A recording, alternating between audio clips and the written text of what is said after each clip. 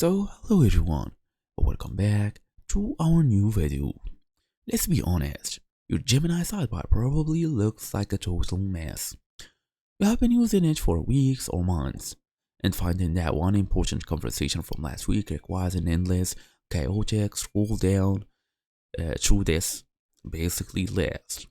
It's like Gmail without the ability to use labels.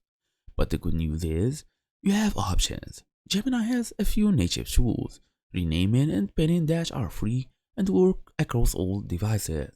But if you are a power user, there are also third-party Chrome extensions that add proper folder management, search and book actions.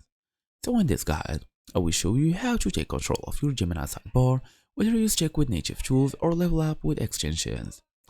First, use Gemini's native organization tools. Gemini isn't entirely without organizing features. Here's what you can do right now without installing anything. Rename your conversation.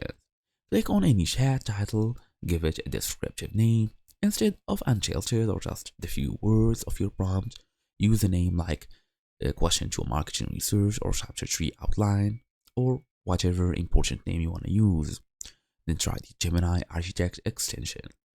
If you have outgrown renaming and pinning, Gemini Architect is a popular third-party tool, Chrome extension that adds folder management directly into Gemini's sidebar.